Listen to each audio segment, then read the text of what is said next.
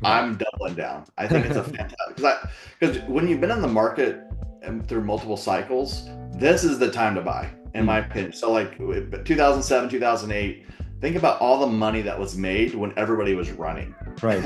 And so when people, I go to these conferences and all, and I love hearing, John, that you're going to other asset classes. I want everybody to go to another asset class, multifamily, because at that point it's less competition. This is the time to buy. And I'll Yeah. tell you, the last couple of years,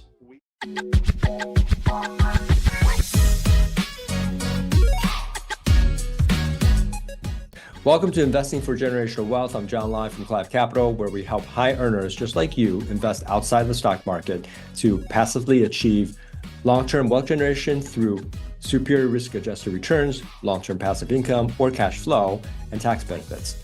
Together with investors, we're investing over 1,000 multifamily apartments under renovation and over 500 single-family rental homes under development. And we're expanding into private debts, industrial commercial real estate, oil and gas ventures, and much, much more to create a diversified, balanced portfolio.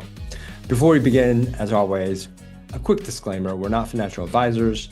All investments are subject to risks, including the possible loss of the money you invest. So perform your due diligence and before making any financial decisions, consult your CPA, your legal advisor, your financial advisor, and others. I'm your host again, John Lai, and welcome to today's episode, How to Vet Deals, Sponsors, and Partners as a Passive Investor with Wayne Courreges. Wayne will learn about how to make informed decisions and safeguard your investments, and he has a ton of experience as the lead sponsor and general partner of CREI Partners. And Wayne brings several years of multifamily and commercial storage investments, managing over 50 million in assets across Texas, Louisiana, and Alabama.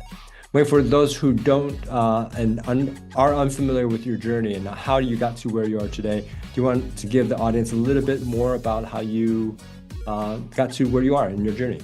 yeah. First of all, thanks for having me on, John. I'm excited to share my insights and hopefully add value to the listeners. So my journey started when I was 19 years old in the U.S. Marine Corps. I started my real estate journey buying my first single family rental when I was stationed in 29 Palms, California.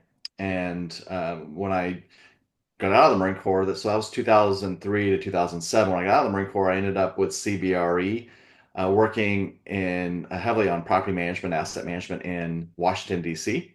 So I was with them for 5 years in DC, and then I transitioned with CBRE over to Houston, where I managed more institutional type assets. I was there for several years, then Austin, and then back to Houston. So I was with them a span of 16 years. Wow. And so my whole background's been in commercial real estate and investing. I started CREI Partners in 2019, and for a while there was working both my 9 to 5 with CBRE, and I always say my 9 to 5 paid for my 5 to 9, but pretty risk adverse, pretty I've got 3 kids and a wife, and was getting paid well, and I was enjoying what I was doing, and so I wanted to do it in a way where building my business, I was able to build it to a point where I could just go all in full time on it. So I was able to do that in June of 2023.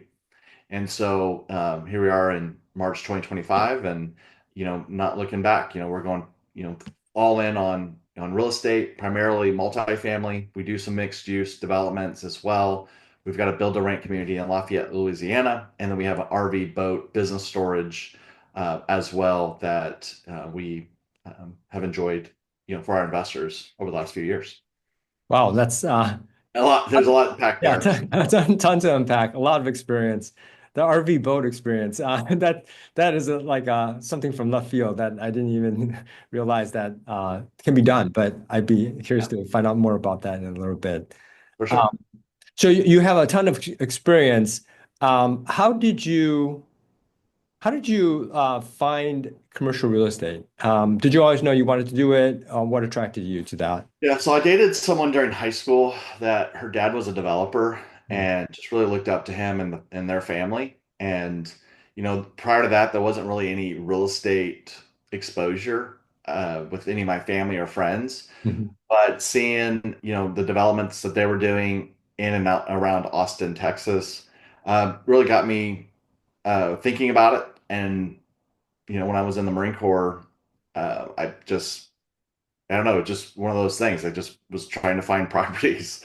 And, I was going to school at the same time. I mean, they put me through my undergrad and my grad school. So, I don't know if I was mature quicker at, at that age. But most Marines, they're working hard and they're playing hard, and, education comes down the road. And, I was definitely working hard, and I, played enough. But, at night I was going to school. On the weekends I was going to school. When I was in Okinawa, Japan, I was there for 2 years. I was going to graduate school because I had finished my degree in like 2.5 years, or maybe it was 3 years. And then that last year, I was working on my master's. So, while I was in the Marine Corps, I was putting a lot of emphasis on my education, and, I had the real estate background. So when I got out, I really wanted to be on a developer. And so in 2007, it was really hard to join a company on the development side because the real estate was starting to get, it was at that point, it wasn't like a crash, but it was starting to feel, pretty dicey out there in the market. And Right. so, I wanted to get with Trammell Crow Company. CBRE had merged with Trammell Crow, or, CBRE acquired, just depending on, who you talk to, if it was a merger or an acquisition. But ultimately, Trammell Crow came under the CBRE umbrella. And that's how I, got on board with them. As there was an opportunity to get in with the company, and then from there, I just really enjoyed what I was doing, and which was really adding value to the institutional client. So a lot of times, John, like, we look around, the Class A office high-rise properties, a lot of them are owned by institutional investors, retirement pension funds, whether it's TIA, CREF, or MetLife, Invesco, JP Morgan. People's retirement and pension plans are invested in real estate. They may not know it, but a lot of times they are.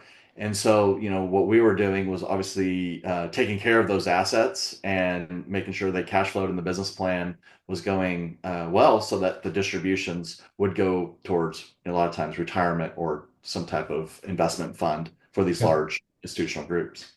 Yeah. I mean, it sounds like you had a lot of great experience. How do you take that experience and then start vetting, deals, individual deals, whether they're in multifamily or self-storage or the boat business? How do you Yeah. start vetting both the deals and the sponsors? Sure. Yeah. So from, the W-2 world of operating, there's many people that can close deals. I think my superpower is being able to operate deals. It's Hmm. extremely hard to operate deals.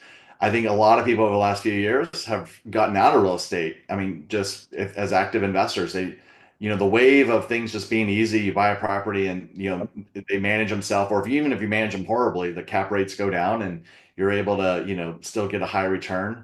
Like, this is a pretty brutal business. And so the last several years, with low interest rates, cap rates declining, a lot of headwinds, or excuse me, not headwinds, but like winds, blowing in the back of Yeah, the these tailwind. investors, Yeah, yeah, it made it a lot easier for them to do really well. But yeah, what we're seeing is a lot of people are leaving. And so, from a vetting standpoint, when I'm, we don't passively invest. I mean, we're actively investing in our own deals, finding our own deals.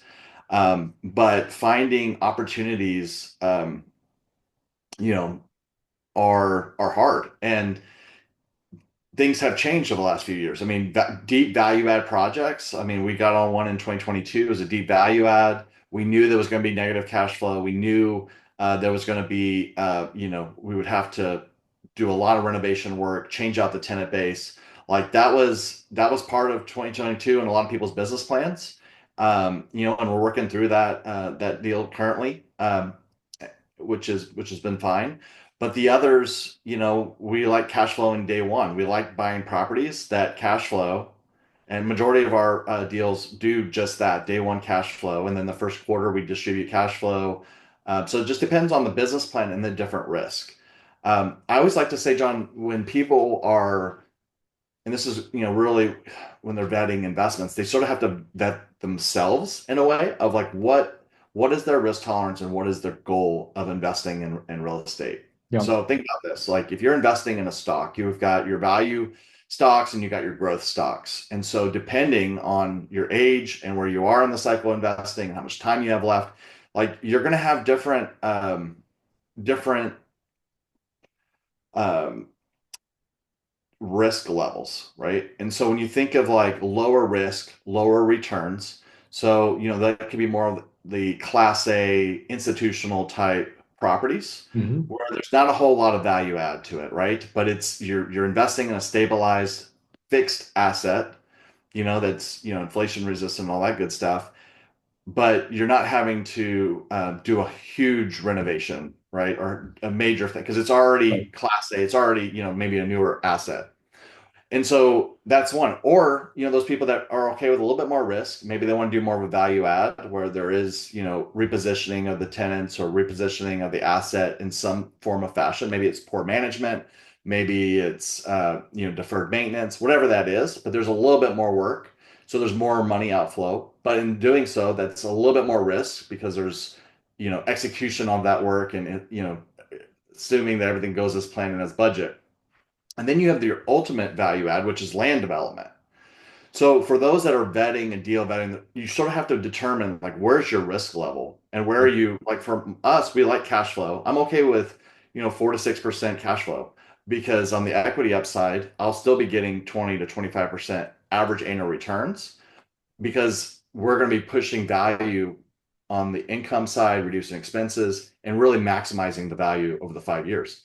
But some people may, John, want to they want that 10% cash flow. And so from that standpoint, they have to find and look at opportunities that sort of hit that target. So I know there was a lot of information on that segment there, but before you're really vetting other people, you sort of have to vet yourself of like, where are you wanting to invest and Hmm. what risk area, what risk tolerance do you have as an individual investor?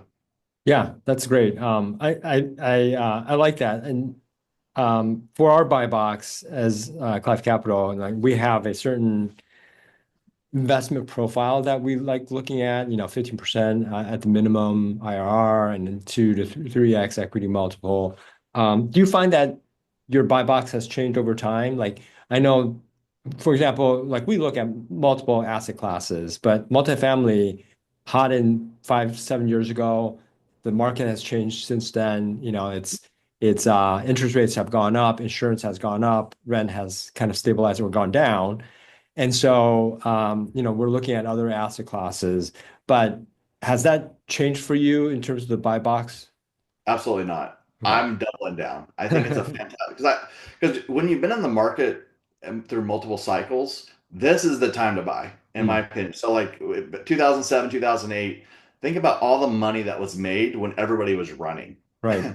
And so when people, I go to these conferences and all, and I love hearing, John, that you're going to other asset classes. I want everybody to go to another asset class, multifamily, because at that point it's less competition. This is the time to buy. And I'll Yeah. tell you, the last couple of years, we have found incredible deals where we were doing like, 4 cap, 4.5 cap. We're now doing 6.5 cap, 7 cap deal opportunities, getting fixed rate debt.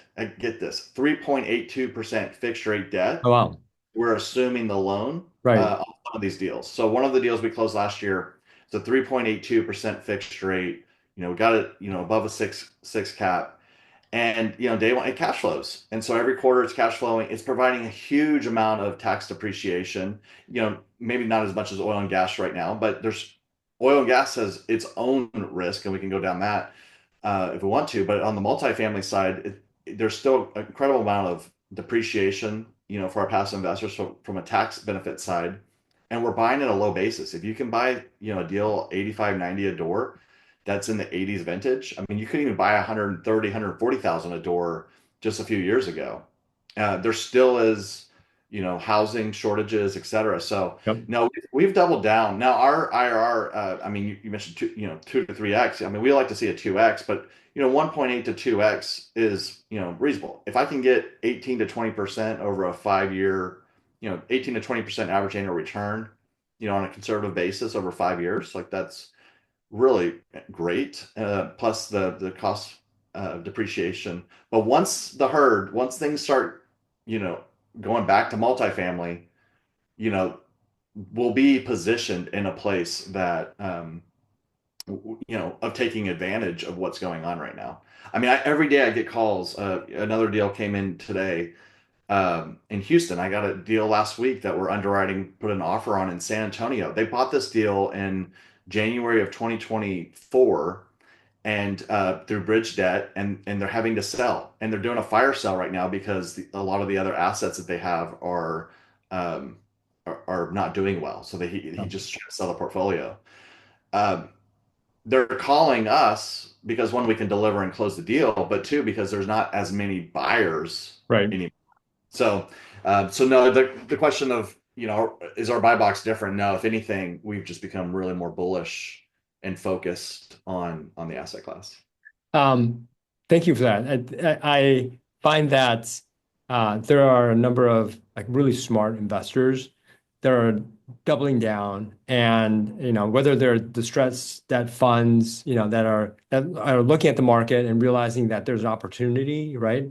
When people are fleeing, that they can look at those opportunities and pick them up for cheaper.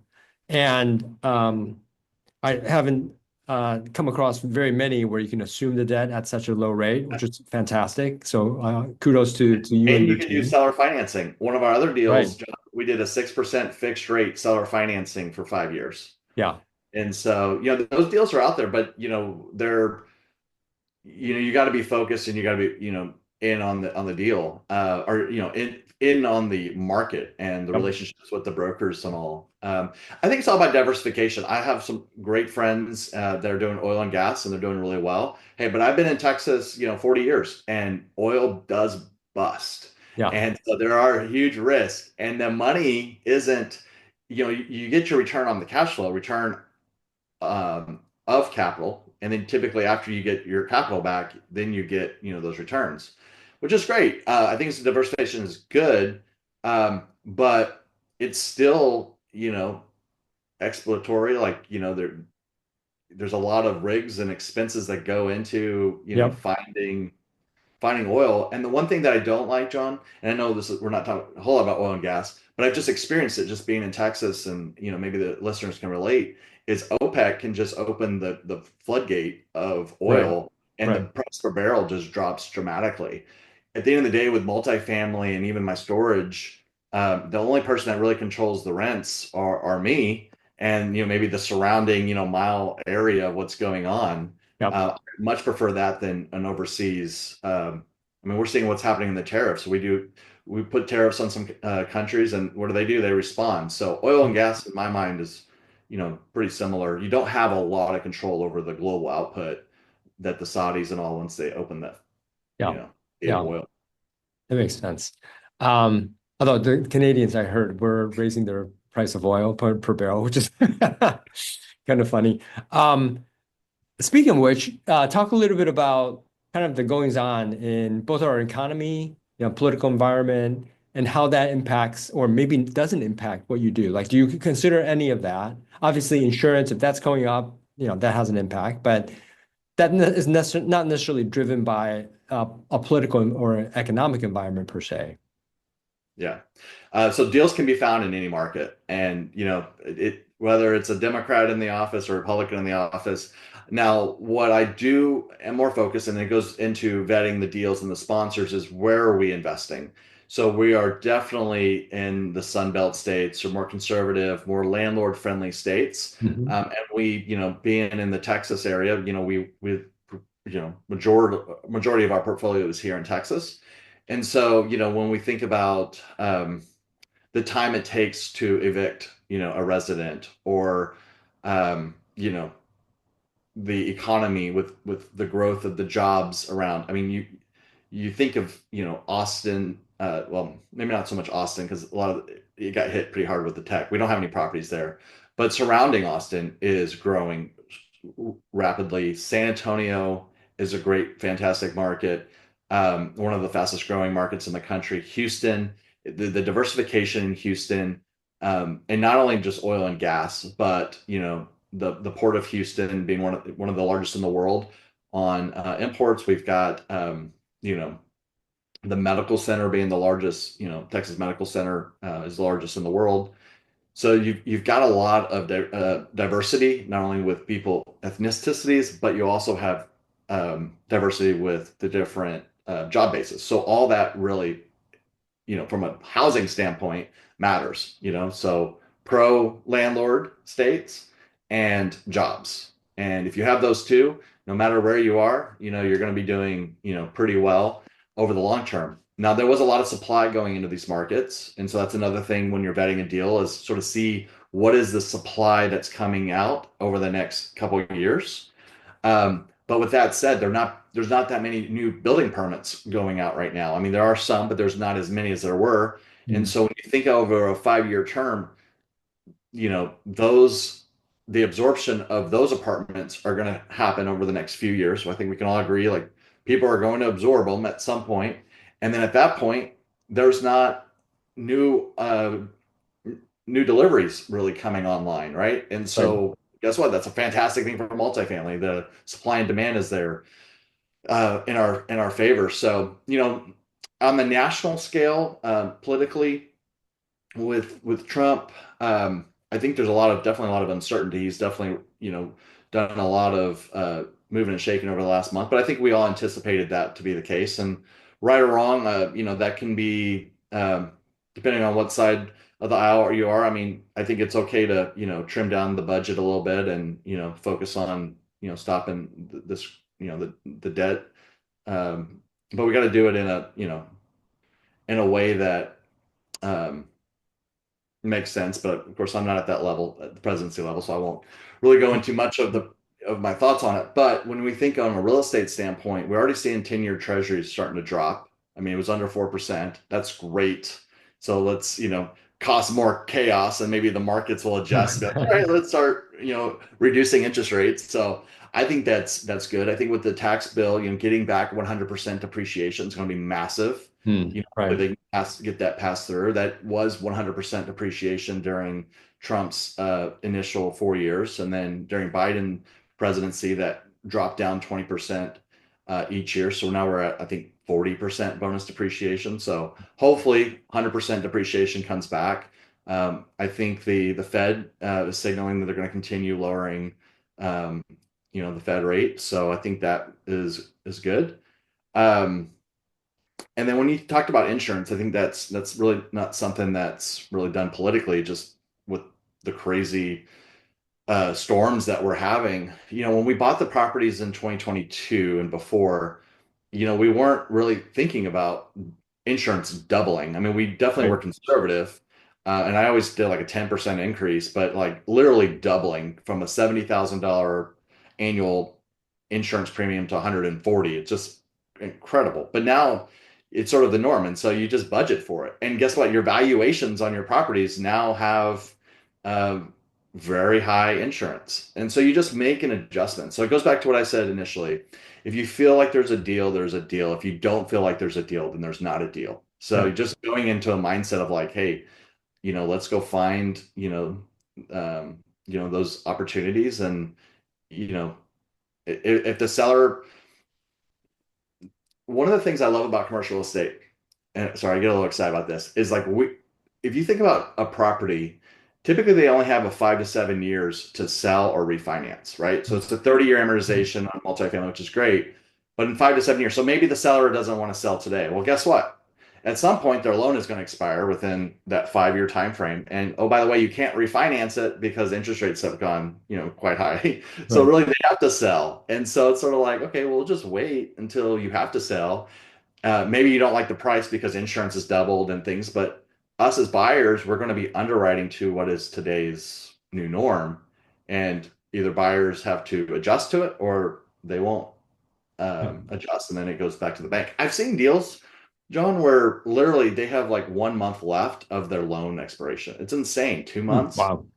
And I'm like, anyway, my point is we have to, this should be an exciting time for investors, for both passive and active, to find those type opportunities. Our investor base is a lot of, oh, mostly W-2, highly paid, also highly taxed, right? So, wondering if you have any thoughts on how they should think about investing in properties. Obviously, commercial properties, whatever the commercial property is. will have either the cost segregation, bonus depreciation. But how should they think about that in the context of owning properties as a passive investor? Yeah. So obviously not a financial planner. You did all the things Right. earlier, but I think I'm one of those guys where I'm not going to be like, hey, take all your net worth, take all the money you've worked hard for and saved for, and put it all in real estate. Right. Look, you've got an employer. If you're a W-2, you've got a 401k. At least invest monies into the 401k, and get the free return that your employer the match. Yeah. And I really push S&P 500. I don't think you have to be a rocket science when it comes to that. Like right now, they're the S&P and the Nasdaq. It's all falling, right? Tariffs are freaking people out. I'm like, Hmm. buy, buy, buy. Like this is fantastic. Because Yeah. again, when you've gone through a lot of these ups and downs, I'm like, this is a time to buy. And maybe it's not like you have to increase your investment, but just being consistent with it every 2 weeks, because we all have on a W-2 side, I remember like it was a fixed income, right? And so even if that's $250 or $500, whatever it is, into the S&P 500 every 2 weeks, so that way you can still have money for all your other things, well, that will definitely grow over time. And you're buying stocks at such a lower rate. Now, 401k, I think people should do their 401k at a minimum, get the free money from the employer. When it comes to properties, though, and comes to the diversification, you know, um, the idea of somebody putting in $1 million to get 8 to 10%, so they're getting 80 to 100,000. It's pretty unrealistic for a W-2.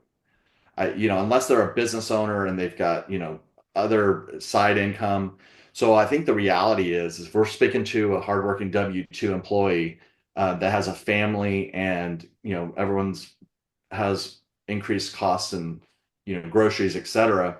It's, doing 25,000 or 50,000 into a syndication and doing one a year. So think about this. Like if you did one a year, whether it was a $25,000 or 50,000, over 10 years, you would have 500,000 if that property didn't sell or anything. Now, so if you put 500,000 and say you get a 1.8 or a 2x, well, that's 800,000 or $1 million.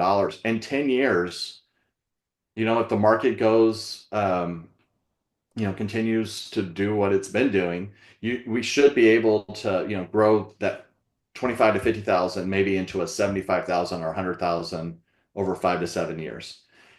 At that time, that's when we're really talking about passive income. Once you've gotten 80, 100,000, which is 8 or 10% of, $1 million, um, you've got your 401k, you've got your stocks, you've got your real estate.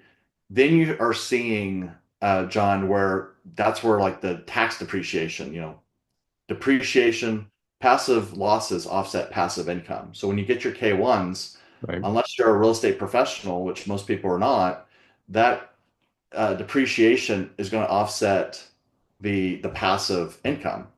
So, if you think more of a long term, just like you would in any other investment cycle, but just think of real estate as a diversification and a fixed asset that Elon Musk can do a tweet and it doesn't ruin the rental market for that area, whereas it could impact stocks, it could impact like foreign relations or whatever, whatever's going on. But at the end of the day, just think of it from a diversification standpoint. And I think if you have the long term view, you do well. Now, if you do have $1 million that you can invest, well then heck, that's day. And I have investors that they've invested over $1 million. They get about 150,000 or more a year from our investments, and then we give them K1s. They show major losses on the K1s because of the depreciation, Hmm. and they have a tax strategy. But I think if we're talking about a W-2 normal W-2 person, um, let's be real and let's just do what you can on an annual basis, like you would with any other investments, and see the long-term growth over a 10-year period. And that's when it will start really compounding for the future. Great answer. I that reminds me of when I was going through as a W-2, still a W-2 now, but before I started investing in private equity and just real estate in general, almost 90, 95, almost 100% invested in the equity markets. Every time there was a drop, a dip in the market, or like a prolonged, recession, it would always, make my stomach uneasy just because I see the portfolio going up and down. Yep. And now, just having half of my portfolio invested in the market and half of it invested in like real estate and other type of assets, uncorrelated assets, it doesn't bother me as much anymore. Like I see the market fluctuations and I'm okay with it. I know it's going to go back up. 8 out of the 10 years, it does go back up. Maybe not at the rates, the 20-25% rate that we've seen in the past couple of years, but certainly it'll, over the long term, it'll go back up. So Yeah. rest No, assured. you gotta look at. I love that you said that, John, because it's a long-term view, and you look historically. If you don't invest in the markets, in the equity markets, you're just pretty much saying you don't believe in American enterprise and capitalism of technology. I mean, just think about all the AI and all the disruptions that are going to be coming Right. through that. It just you're investing part of that. And I know this is a real estate podcast, but diversification is huge. Having money in the bank account, I know there's definitely people out there like put all your soldiers out to work, put all your monies and have if we're talking about a W-2 person, which is most of our investor base like yours, make sure you have your, cushion, right? And then, sort of like that Maslow hierarchy of needs, right? Hmm. You think if real estate is not one of those low hierarchy of needs. The investing, it's, a little high, it's higher up because you need that foundation, you need that security. Because, one thing that's important, John, is people to obviously realize is that investing in real estate, it's not liquid. Like you can't just come to Right. us and be like, hey, I need my 50,000 back because it's already been used or is being used to push the business plan. Um, so that's where this education of your podcast and then just people diversifying on their own schedule and their own time. I just think sitting on the sideline and not doing it is maybe not the best either. But um, just think of it more of a long term Yep. you know process. Do you counsel your investors or maybe even yourself personally, if you look at how to structure like an optimal portfolio, not that this is a financial podcast, Yeah. but how to structure an optimal portfolio, given that, we have the ability to invest in the equity markets, possibly bond, possibly oil and gas and others. But now here's real estate and, real estate adjacent opportunities, right? How do you invest so that you optimize like diversification, but also optimize for tax mitigation, right? And optimize maybe, I know it's also dependent on where you are in your life, right? If you're just starting out, there's that. But if you're mid-career, and then if you're also thinking about retiring in the next 5 to 10 years, like how does that factor into your thinking process? Okay. Well, there's a lot there. So I think if I think it's a fantastic question. I think you invest majority of your funds in things that you know and love. Hmm. So if you know and love oil and gas, then the market. Like majority of your net worth probably should be in oil and gas because you understand it. You know how to evaluate deals. You know how to call the BS flag if something doesn't seem right. Yep. If you're in technology and you're seeing all the things that are happening in technology and you see the disruptions that are coming and disruption is not a bad thing. It's what makes the business enterprise of America continue growing is disrupting markets and new things come from that. Investing whether in a stock portfolio or such like that. So, I mean, for me, it's real estate. I really only know real estate, John. I'm not the smartest guy, but I know real estate pretty well, and I've done it for my whole career. And so, 80% at least, the 80% is all in real estate. I mean, it's in fixed assets, and we, are getting income, fixed income, and such, and depreciation. But the other 20% or so, is heavy in like S&P 500. Like I'm not a stock trader. I don't go and, short stocks or businesses and stuff like that. But if you know that stuff and that is your passion, then that should be your bulk of your portfolio because you have passion and that's something you enjoy doing. But yeah, I mean, for me, it's just S&P 500. And then I've got like, I mean, it's going to sound crazy, but maybe 5% in crypto. And that crypto is more like to me like Vegas money. I'm like, hey, I may be wrong spending this money, but I may be right and being like, who knows? I mean, Right. Bitcoin, so every 2 weeks there's a little bit of money, not a whole lot, but a little bit of money that goes buys Bitcoin. Um, so I mean, ultimately it's such a small percentage. Majority of our wealth is in real estate. And and then we have, our liquid assets, obviously through the stocks and stuff. But yeah, I think it's just diversification and investing in things that you are passionate and know about. So if you're listening in and you're like, okay, well, I've got a portfolio, whether it's my 401k or Roth, IRA, or maybe in your stock portfolio. Well, try out, do a $25,000 or $50,000 investment into a private equity real estate syndication and view it as a master's course. View it as like, hey, I'm going to learn as much as I can through the process. And, we can talk shortly about vetting sponsors and, sort of what to look for and that type of thing. But, you start testing the market and then you're like, okay, well, I see the depreciation. Like I had an investor, John, came to one of our meetups a few years ago, and it took her about a year to start investing with us. But then she was like, man, I had like this aha moment because she got her K1. She's getting these distributions. She got her K1. She sees that the losses on the K1 offset the income. And she had like this aha moment. And every deal, she just continues investing. It's been fun to watch her journey. But I think that's just where everybody should start. Start with education, listening to your podcast, going to meetups, reading books, learning, then investing in the deal. Now, don't just go invest without, you know, doing due diligence on the person in the deal, Mm. but say you invest and then, sort of see, how you like it. Whether it's the distributions or the tax depreciation. The other thing too, if you're looking for, oh man, because most of our investors are credit investors, so they've got a net worth over 1 million. They're sophisticated. They're not going to put all their monies in one basket. They have Yep. diversification. But if they're, retiring at some point soon, I wouldn't be putting them on a land development deal. I wouldn't be putting them, on something that's speculative and high risk. Hmm.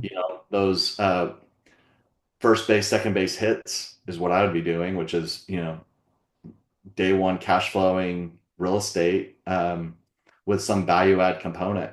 Goes back to what I was saying earlier, the risk, value add versus growth. Think, the stocks. And then the other thing too, John, on investments is there's a lot of money to be made in investing in businesses directly through debt funds and such. Yeah. So if you're an entrepreneur or someone who understands how to, evaluate a business, like you don't have to invest on Wall Street. Maybe that is your majority of your portfolio is investing in Main Street because you know how to do it. But having diversification in real estate is obviously great, but there's no right or wrong answer. But doing the primary investment in something that you have passion or enjoy, I think is a win. Got it. Okay. Thank you for that. Um, I would encourage everyone to, if you have any questions, write in. But one thing that we always ask our guests is uh, go back 10, 15, 20 years. Now, you've been doing this for some time, so this might not be the best question for you, but like, what have you learned that you didn't know, call it 15 years ago, that you wish you would have learned, right? Starting Mm, out in the business. And maybe like this is primarily applicable to you investing in multifamily and self-storage, but yeah. yeah. No, it's a great question. So, I mean, I've been in the industry um, about 20 years, and 15 years ago, I didn't know that people like me can invest in large institutional quality assets. And I was in the business. So if I'm in the business, doing it at Yeah. a Fortune 125 company with CBRE, not realizing that other people can pull their money together and buy assets. I mean, I thought it was really reserved for the extreme wealthy, and Hmm. institutional funds and REITs and these groups that like the MetLife, JP Morgans of the world. So that was something that, and I know, syndications haven't been around, forever, over the last 10 years, it's become more prevalent. But really believe that has opened up a lot of doors for, especially for diversification and people being able to grow their wealth, um, obviously through real estate. So that was one big thing. Like I wish I had learned about it earlier and invested in these type of things earlier. I mean, Yeah. I started my career in 2007, and it took me to 2019 to really realize like, hey, we can be, doing this at a smaller scale and growing our wealth through family, friends, and Yeah. investors. I don't know. So that was my moment of No, wish more. and that's great. And that would be my moment as well. Like I wish someone would have pulled me aside and said, hey, John, you can invest in these type of assets. Don't just think about your 401k. Don't, be laser focused on mutual funds, ETFs, even equities through, the broader market. That's not your only option. And you're right. Like you look at uh, real estate tycoons and you think that's out of reach. Like, how do I even begin to invest in that? And then how do I vet those sponsors? So maybe that's the next question is like, how do you like as a person that's a little bit knowledgeable about real estate, how do Yeah. you what are the key things that they should be keeping in mind, investors should be keeping in mind when they're looking at deals and investing in sponsors? Yeah. So I think, look, anybody can have a really good deal, but if you got a bad sponsor, you don't have a good deal. Right. And we've seen that time and time again. So what I would say for anybody that's wanting to vet sponsors, get a call with them, have a Zoom conversation or see them in person. First and foremost, most people have a pretty good sense of someone's character by someone meeting them. Like, follow your gut, follow your sense. Like if you're meeting this person and something doesn't seem right, it just maybe he's too arrogant or she's too arrogant. Maybe you know, they're too into themselves or whatever it may be. You just if it doesn't fit your values and the way you are comfortable, like I would say, okay, well that was nice meeting you. Time to go on. Yep. This even if you're a passive investor, it's a 5 to 7 year marriage in essence. Like you're buying into a business, right? You're an owner into the real estate, which is a business, and you are passive, but you have to trust that jockey on the horse that's going to be running the deal. So Mhm. likability, I think, is huge.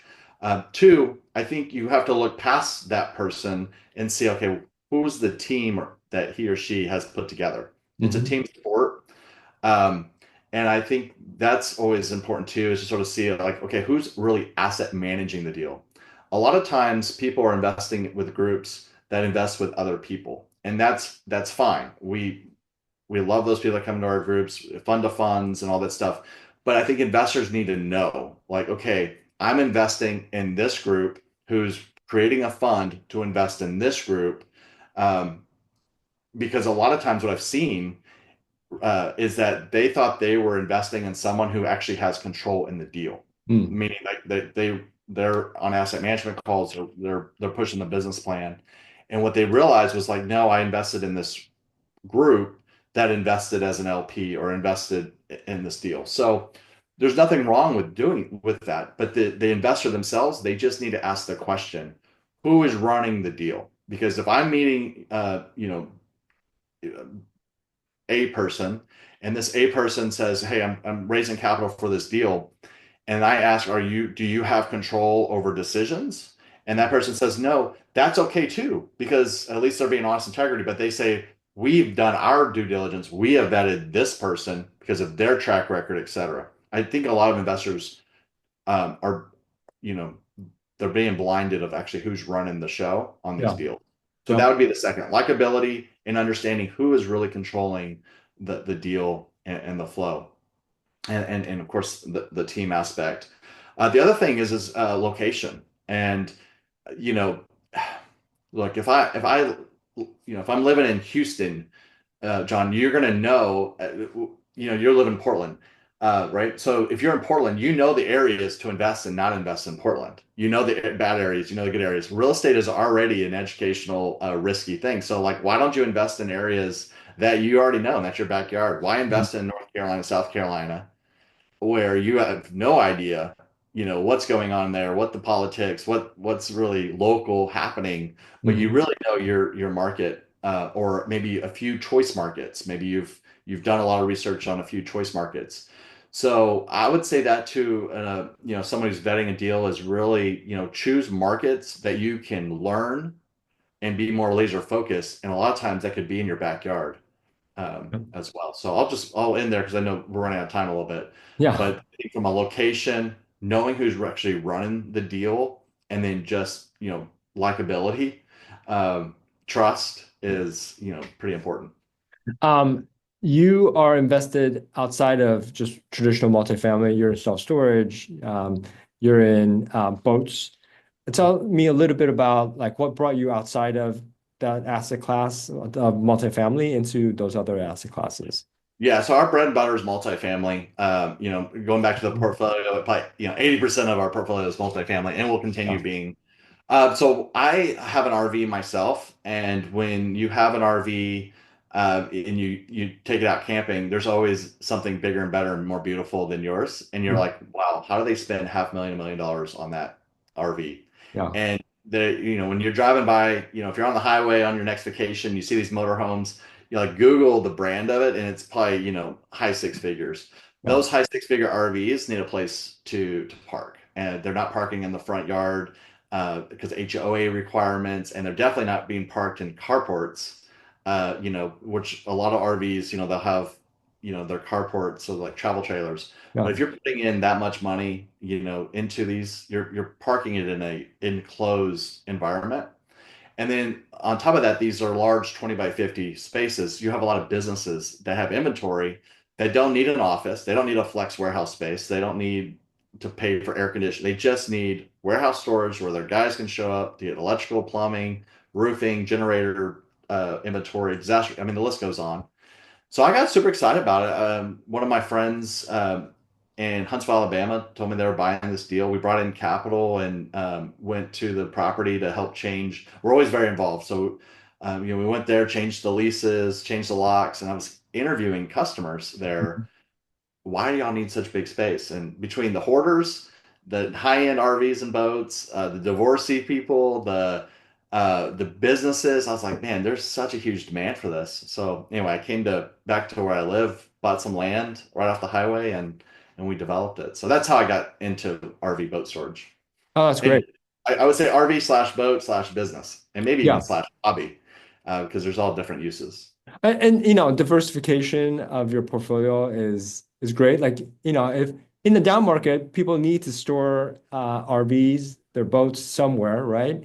And so it's not like they're going to give it up unless they're going to just sell it, right? And most people don't. So they'll need that place to store all their assets. So that makes a lot of sense. And you'll respect this, John, is like our first of the month, we auto charge on the all the credit cards, all the debit cards. And so if you don't pay or it declines, you got 5 days. 5 days, the code on the gate deactivates and we lock you out, and you get $100 late fee. Hmm. So like today's the 5th of March, I'm 100% collected. There's no eviction court. There's no emotions. I don't have to like worry about if somebody, because there Great. is in multifamily, like I actually do care about my residents. I don't want anybody, losing their home. I mean, it's part of the, world we live in, unfortunately. But in storage, if you want to keep your nice stuff or move out, like if Yeah. you don't want me to lock your stuff out, move out. Like, so that standpoint. And then last thing I'll say on storage and with that type is the expense ratio is about 34% for us. So compare Nice. that to a multifamily expense ratio, mid 50s Right. in Texas. So, that's a lot of cash flow that's going to investors just because the expense pool is lower. Yeah, yeah. Operation costs, yeah, expense ratio is much, much lower. I know we're coming up to time.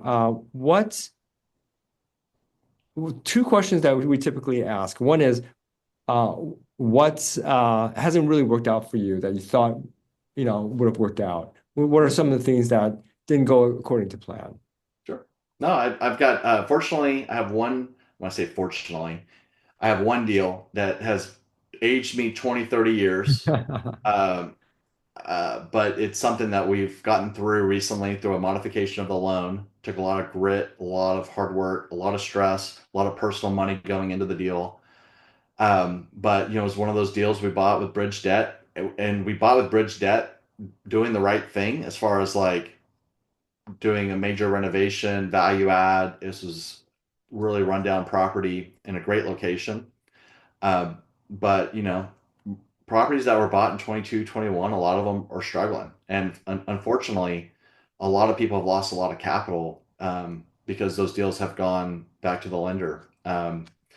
We have been very fortunate, and I feel very blessed. And I genuinely mean that in the sense of we were able to modify the loan and get a fixed rate debt and position ourselves to extend the storm past where we are today. Yeah, And I say fortunately too, that's my only one that has struggled. that's And good. I Yeah. can't imagine and John, a big part of that was there were a lot of deals that came our way during that time period. We could have bought many, many more deals, but we said no. And I had brokers be like, "Hey, your biggest regret is the one that you're not going to buy, or the one you decided not to buy on." And I'm so Right. grateful because like I Yeah. didn't buy on them. Yeah. Or I would probably not have a business. We would not probably be talking right now because my whole portfolio would be underwater. But yeah, that would be the one deal. And you know, you talk about vetting a sponsor and a GP team.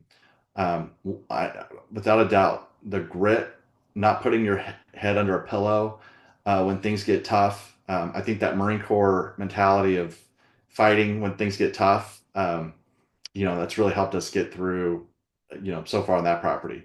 That's great. The other question I ask is, how do you give back to your community? I love this question. Two ways.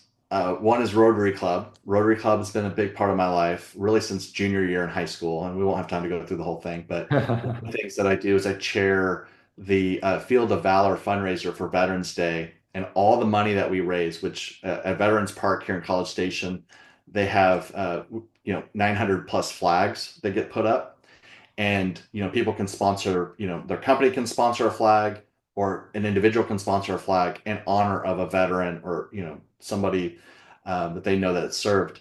It's a huge fundraiser. 100% of that goes through grants, gets passed back to grants and scholarship to people in the local area. I love that because 100% of the money goes back. The Wow, other thing is I'm a scoutmaster. Spent a lot of time with scouting, and it was a great. big part of my life. I'm an Eagle Scout. It was a big part of my life, and it's my way of giving back. It takes a lot of time, and sometimes I have to drag my son, and but when we're there, just the stuff that they learn with the Scout Law, the Scout Oath.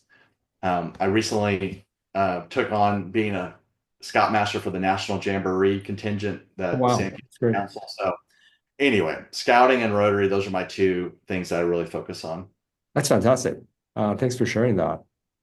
That's the With, fun part, right? That's why we, as an entrepreneur in real estate, like we want time to go give back. So with that, I think we are at time, and thank you very much for the great conversation and a little bit of feedback and your background, Wayne.